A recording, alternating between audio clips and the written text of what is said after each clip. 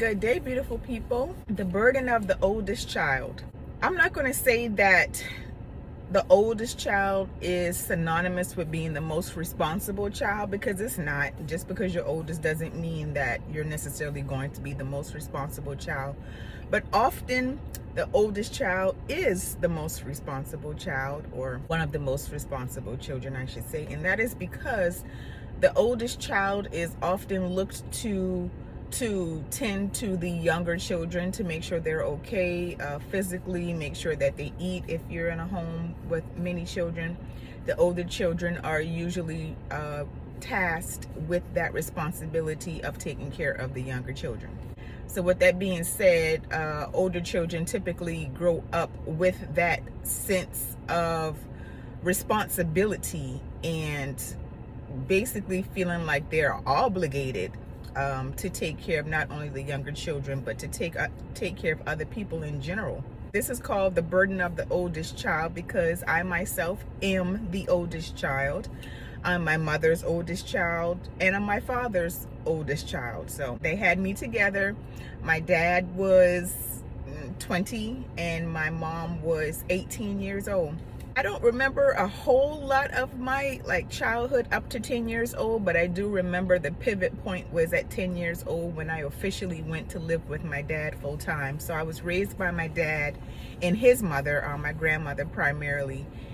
And at that point, because I was raised by my grandmother, I became more of a sister to my aunts and uncles. So I was automatically deemed or seen as older than I actually was. I was really close to my grandmother, so I bared a lot of the responsibility when it came to her as well, because I lived with her. So that was like a double impact on me as far as responsibility was concerned, because I took her to her doctor's appointments. I took care of her financial affairs sometimes, and I just saw a lot that she had to deal with.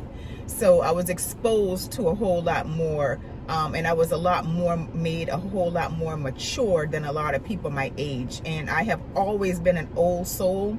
Even if I wasn't born that way, the circumstances and the situations that I've had to deal with has made me that way. I've always been pretty mild-mannered and slow-tempered, and very interested and intrigued with being with older people, listening to their experiences and things of that nature. So I guess maybe a lot of that just came from my environment, or it could have just come from the fact that I was an older child, and I was treated more so like an older person than I was a child at times. I'm going to go back to being, the burden of being the oldest child. A lot of responsibility falls on you, and my heart goes out to the older children, because I know what it's like. And especially if you're in this generation where we're kind of like in a double-decker sandwich situation.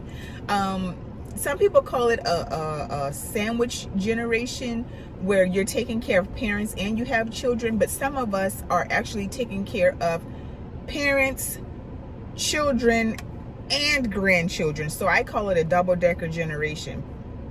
And a lot of the people that are doing this are the Generation Xers. So Generation Xers, they automatically have that older child vibe, because we're laid back, and we've seen what it's like to go without, and we know what it's like to have all of the conveniences and the technology as well. So we're in the middle of all of that.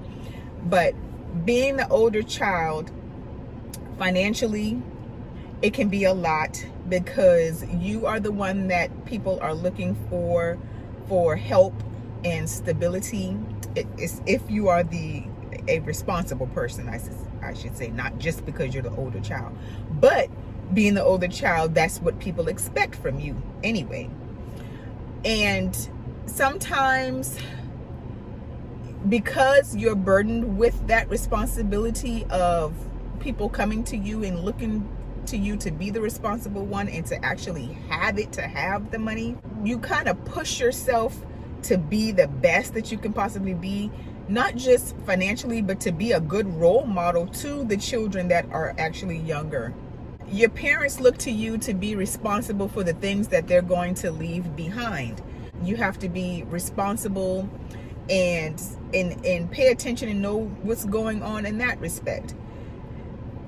Spiritually, you can be burdened with that task if you are the older child, because in all of these things, the family is looking to you to set a standard for the younger children.